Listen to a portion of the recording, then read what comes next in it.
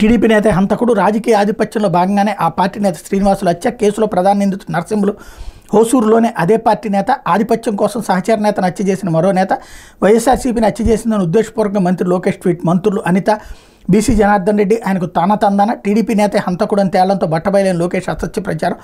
హత్య కేసును ఛేదించి వివరాలు వెల్లడించిన పోలీసులు అన్నట్టు వార్తని హైలైట్ చేశారు. అయితే ఉపాధికి గడ్డు కాలం అంటూ శ్రీకాకుళం జిల్లాలో మూతపడ్డ గ్రానైట్ పరిశ్రమలు నూతన పాలసీ ముసుగులో మూసేసిన సర్కార్. ఆర్థిక కష్టాల యజమానులు, పనులు లేక కార్మికుల పస్తులు. జిల్లాలో ప్రత్యక్షంగా 25,000, పరోక్షంగా 45,000 మందికి ఉపాధికి దెబ్బ అన్నటువంటి వార్తని హైలైట్ చేశారు. అయితే కాకి వనంలో కలుపు వృక్షం అంటూ టీడీపీ సేవలో పెట్టరేగిపోతున్న కుప్పం అర్బన్ సీఐ. వైఎస్ఆర్సీపీ శ్రేణుల లక్ష్యంగా అక్రమ కేసులు. టీడీపీలో చేరకపోతే అక్రమ కేసులతో జైలు పాలు చేస్తానన్న వివాదాస్పద అధికారి. తాజాగా కుప్పం మండల కన్వీనర్ కుమారుడిపై అక్రమ కేసులు, జైలు పాలు. 2 నెలల్లో మరో 5గురిపై అక్రమ కేసులతో వేధింపులు. కూటమి ప్రభుత్వం రాగానే కుప్పం పగ్గాలు. అప్పటి నుంచి దందాలు, దౌర్జన్యాలతో రెచ్చిపోతున్న పచ్చ పోలీసు.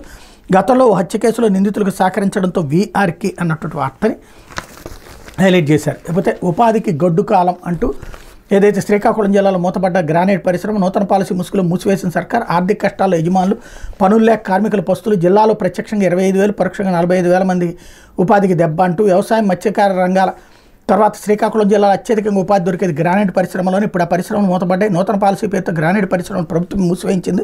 2 నెలలుగా గ్రానైట్ ఫ్యాక్టరీలో పనులు జరగడం లేదు. ఉపాధి లేక కార్మికులు పస్తులు ఉండాల్సిన పరిస్థితి. వారి ఆకలి కేకలను జిల్లా మంత్రులు, ప్రజాప్రతినిధులు పట్టించుకోవడం లేదు. ఇప్పట్లో పరిశ్రమలు తెరుచుకునే పరిస్థితి లేదని భావిస్తున్న కార్మికులు మళ్లీ వలసపాటు పడుతున్నారు. శ్రీకాకుళం జిల్లాలో సుమారు 150 క్వారీలు ఉన్నాయి. వాటికి అనుసంధానంగా మరో 150 పాలిషింగ్ యూనిట్లు, 30 క్రషర్లు ఉన్నాయి. వీటి ద్వారా ప్రత్యక్షంగా సుమారు 25,000 మంది, పరోక్షంగా 45,000 మంది ఉపాధి పొందుతున్నారు. వీళ్ళలో జిల్లాకు చెందిన వారే కాకుండా ఒరిస్సా, రాజస్థాన్, ఛత్తీస్గఢ్, తమిళనాడు, పశ్చిమ బెంగాల్కి చెందిన వాళ్ళు కూడా ఉన్నారన్నట్టు వార్తని హైలైట్ చేశారు.